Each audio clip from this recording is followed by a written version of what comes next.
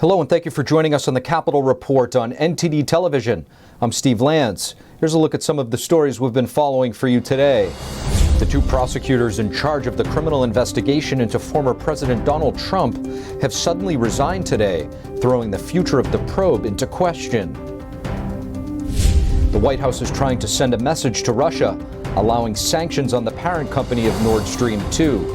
Tensions continue to escalate, and lawmakers are urging Biden to get approval before deploying any United States troops directly to Ukraine. With Ukraine on the brink of war, we wanted to know how this conflict differs from when Putin invaded Ukraine during the Obama administration in 2014. Retired Army Lieutenant Colonel Darin Gaub is here to discuss. Some National Guard troops will be deployed to Washington, D.C. to help with traffic control next week. That's right before the U.S. trucker convoys are set to protest against vaccine mandates in the nation's capital. The White House is taking steps to crack down on Russia. Biden allows sanctions on the Nord Stream 2 pipeline. With tensions escalating, Ukraine is now in a state of emergency. And lawmakers on Capitol Hill are urging Biden to get their approval before sending U.S. troops to Ukraine. NTD's Melina Wisecup has the latest. The next round of White House sanctions is targeting Nord Stream 2, a natural gas pipeline from Russia to Germany. Today, Biden announced he's imposing sanctions on the pipeline's parent company and its CEOs. This is an $11 billion prize investment that is now a hunk of steel sitting at the bottom of the sea. This directly reverses Biden's previous policy. Last year, Biden got rid of the sanctions on the pipeline because he feared it would damage the U.S.-Germany relations. But now that Germany has taken actions to stop the pipeline, the White House likely feels more comfortable to do so. What the Germans did yesterday was to ensure that the pipeline is no longer part of the equation. But some Americans have said the U.S. should be more focused on domestic issues rather than foreign affairs. A new poll from Associated Press reveals that just 26% of people want the U.S. to play a major role in the Russia-Ukraine conflict. 52% want the U.S. to play a minor role, and 20% want hands-off completely. Russia's bold aggression has caused a growing list of countries to sanction Russia this week, but one analyst says these sanctions aren't enough to stop Putin in his tracks. Russia has done a lot of things to move itself away from its dependency on Western finance and investments and whatnot. So they do have the ability to keep going for some time despite the pain. Ukraine is now in a state of emergency, and President Zelensky has drafted veterans back into the military. Ukraine needs clear and precise security guarantees immediately. They are self-defending. The U.S. is not obligated to send troops to defend them, and lawmakers are reminding Biden that he cannot do so without their approval first. We want to make sure that the War Powers Act is complied with. The 43 members acknowledge that Biden has not stationed troops in Ukraine. But the lawmakers ask that if the ongoing situation compels Biden to consider it, the American people deserve to have a say before we become involved in yet another foreign conflict. Melina, the fact that lawmakers felt the need to remind President Biden that he doesn't have authority to declare war is interesting. What can you tell us about the messaging around this? Yeah, so just to be clear, President Biden has not changed his stance on this. He says he's not going to send U.S. troops to fight on behalf of Ukraine, and that option is not on the table, he says. So these lawmakers are really trying to emphasize the fact that this is not a decision that should be made lightly. And the letter did garner signatures from both the far left of Congress and the far right. You see Representative Alexandria Ocasio-Cortez signed the letter. She's a very outspoken progressive representative, and then you see more outspoken Republicans like Representative Louis Gohmert. His name is on this letter too. So it is encouraging to see this bipartisanship, but it's interesting to question why they felt the need to send this letter. Now, in the letter, they did emphasize the fact that President Biden has an obligation to withdraw troops from Europe should the situation in Ukraine become hostile. So it could be just a reminder for President Biden on this fact, but it also could be just lawmakers taking this as an opportunity to show their stance on involving the U.S. military in foreign affairs. Steve, back to you. Thanks for that, Melina. And the Department of Homeland Security is warning of potential Russian cyber threats to all U.S. organizations. This as the Russia-Ukraine crisis continues and further sanctions are imposed against Russia. Department Secretary Alejandro Mayorkas weighed in on the situation during an interview with PBS NewsHour. How likely is that kind of cyber attack? We have no information to suggest a specific credible cyber threat against the U.S. homeland, but it is our responsibility to be prepared. Mayorkas' comments came after the Cybersecurity and Infrastructure Security Agency issued a Shields Up advisory earlier this week.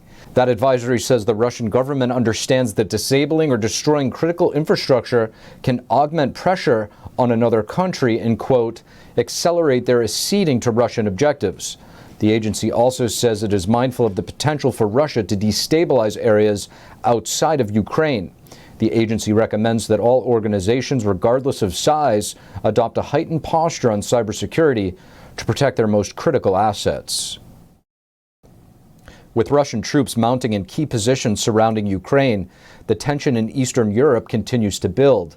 Why is this Russian-led invasion different than in 2014 when Putin advanced into Ukraine during the Obama administration? Here to discuss is retired Army Lieutenant Colonel Darin Gaub. Lieutenant Colonel Darin Gaub, thank you so much for joining us in the Capitol Report. Steve, thanks for having me. It's great to see you again. Absolutely. Now, I have to ask you, back in 2014, when Vladimir Putin invaded Ukraine and took over Crimea, it didn't seem to be as hyped up as it is now. I'm just trying to make sense of this specific case that we're seeing play out. What makes it different, and why is our country seemingly being dragged into this conflict? Yeah, that's a great question, Steve. I've had a lot of people ask that, and we often forget in our short memories, it seems like, that this conflict has been actually going on for 8 years. There's been over 14,000 people that have died along that border region, and that's just an estimate. But what has changed is that picture you saw of the last C-17 leaving Afghanistan, and our credibility and our deterrent capability that is tied to our credibility. That's gone. We've proven, based on Afghanistan, that we don't have the willingness to stick by our allies. And we're okay at times with surrendering and running away. So Putin sees an opportunity to take advantage of that right now, and while this administration's in office. And that's the only reason really why we anticipated this happening. And if this domino falls, you can anticipate more around the world. Now, there are reports that Ukraine has been under a massive cyber attack for much of the day. Do we run the risk of exposing our hand as the United States of America in terms of letting Russia know our cyber capabilities if we were to aid Ukraine in a cyber war? And is it worth the risk? Or is that something we should be reserving for our country if we ever need it? Yeah, that risk is always there if you're guarding certain capabilities, and I think it's worth asking the question of what do we need to do to counter these cyber attacks, which were also entirely predictable in what we call a hybrid warfare scenario, where borders disappear because of the way electronics work. And certainly we have some capabilities that we can counter these attacks, but the question comes down to what is our national security interest? What are we worth, or what is worth risking exposure because of what is going on in the Ukraine, rather than guarding that for something that is more specifically tied to the defense of our homeland here in the U.S. Now, Darin, you just touched upon it in our first question there. Do you think sanctions are enough to deter Putin right now? Not right now. I think the sanctions piece came in pretty late. And one of the things that we're often not seeing is that with Biden's sanctions, he really targeted the Luhansk and Donetsk region there in the Donbas. And that's kind of a little bit too late and not broad enough. Our allies in NATO, such as Great Britain and Germany, did a lot more regarding specific sanctions against Russia with the Nord Stream 2 pipeline, going after specific businesses and wealthy people within the Russian government and corporatocracy that were critical. And what we did initially was so small it was ineffective.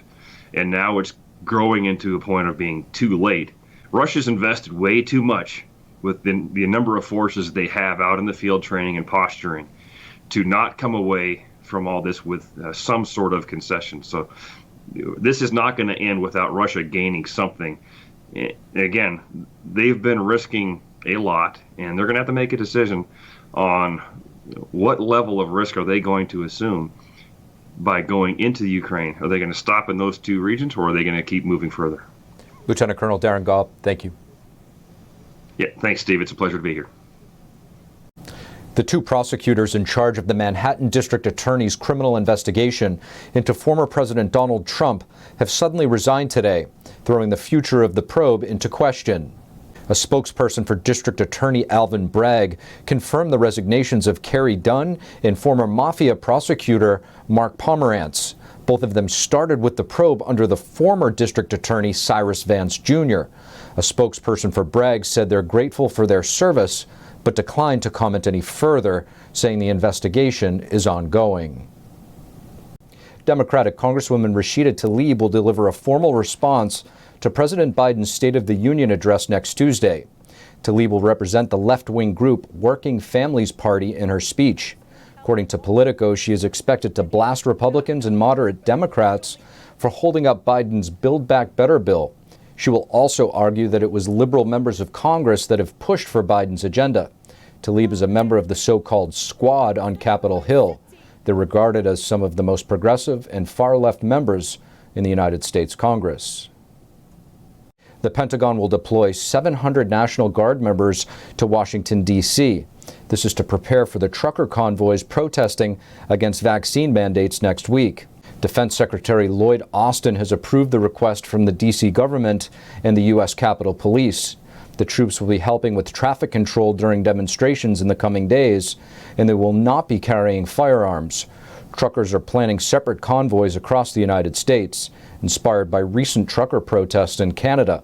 Some convoys are scheduled to arrive in D.C. around the time of President Biden's State of the Union address on March 1st. And one group organizer told Fox News they have plans to block off the Beltway around D.C. at some point this week, and we'll be keeping an eye on all of that. The Biden administration is going to give $450 million in grants to rebuild United States ports. The funding will address outdated infrastructure. A White House senior advisor says that the money will be used for projects like restoring docks and extending rail lines.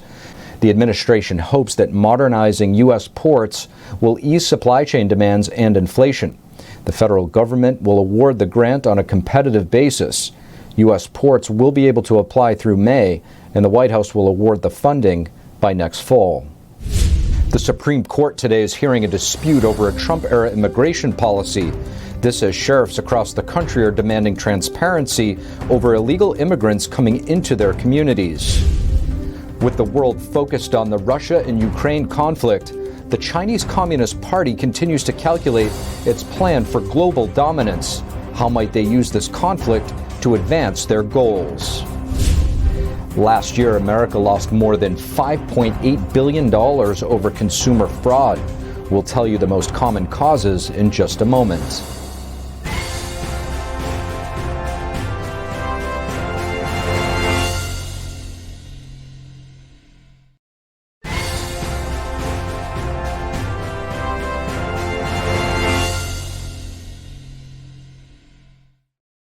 Hello and welcome back to NTD's Capitol Report. The Supreme Court today is reviewing a dispute over Biden's dismantling of a Trump immigration policy. And sheriffs across the country say they need to know when illegal immigrants are coming in. NTD's Iris Tao spoke to one of those sheriffs.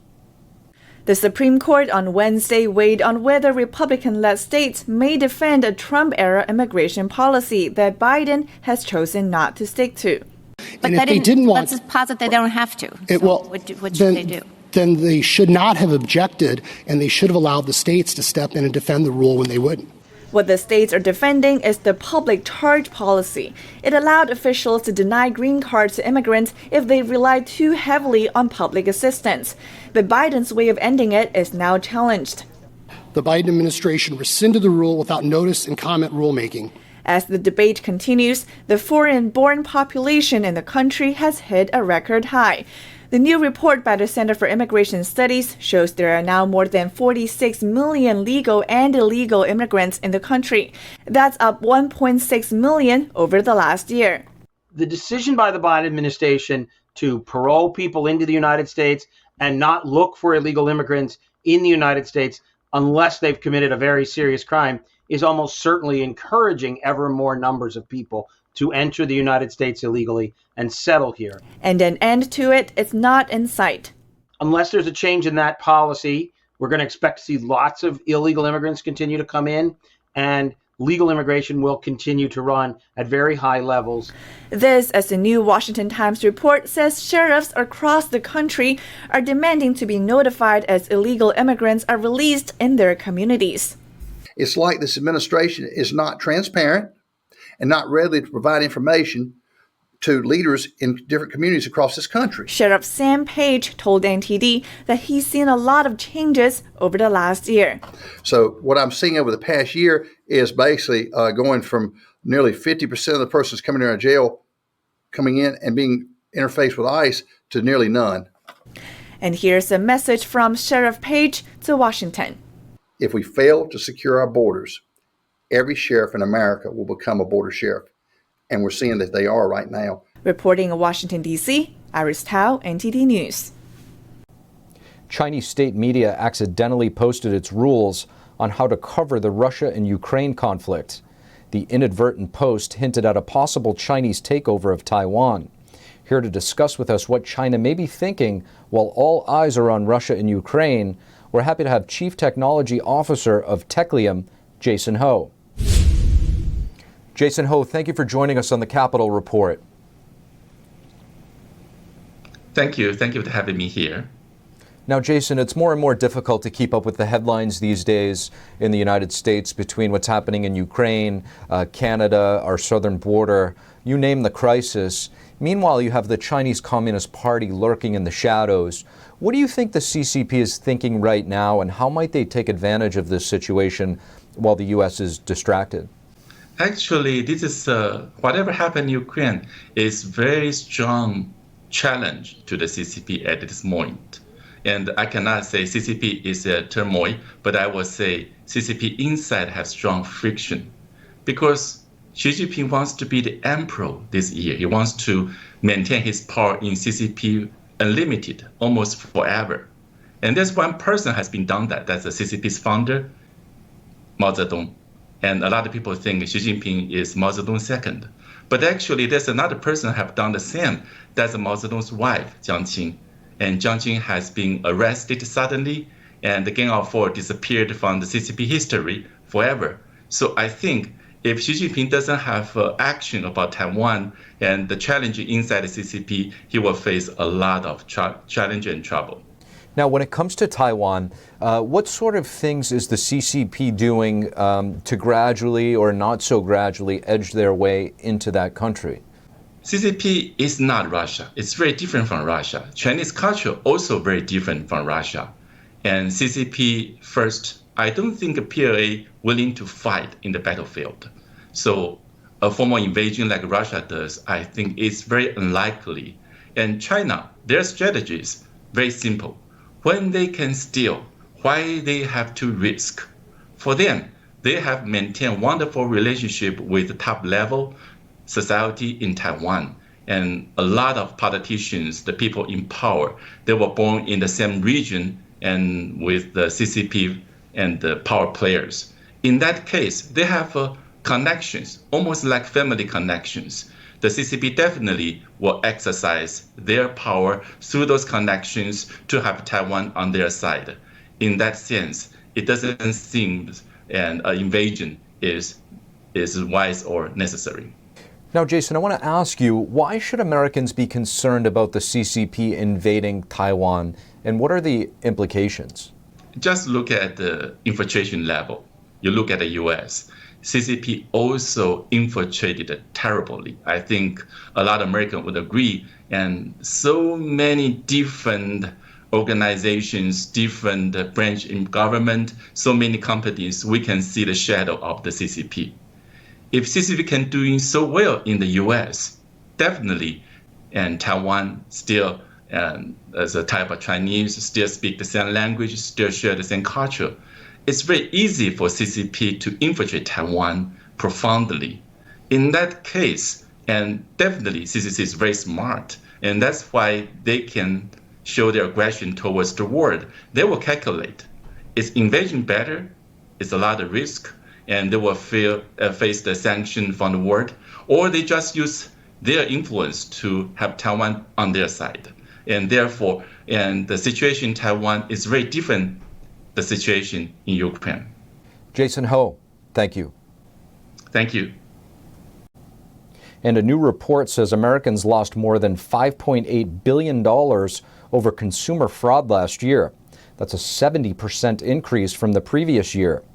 The Federal Trade Commission said Tuesday that more than 2.8 million consumers filed fraud reports in 2021. Some of the most common complaints were romance scams and people falsely claiming to be the government or a relative in distress. People also report online shopping scams quite often. The average loss is about $500. The Commission also finds that younger people, especially those in their 20s, lose money to fraud more often than older people. Masks will not be mandatory in Maryland public schools in the near future. The Maryland State Board of Education voted yesterday to lift the statewide school mask mandate. Local school boards will adopt their own policies. The board voted 12-2 after parents called for an end to the mask requirement. The mandate will end as early as March 1st. Some board members expressed concern over the sudden change and say children should have help and time to get used to not wearing masks. However, most said that the time to unmask is long overdue. The federal mask mandate on airplanes is set to expire on March 18th, but the largest union of flight attendants says the government will likely extend it. That's all we have for you on the Capitol Report tonight. Thank you for tuning in.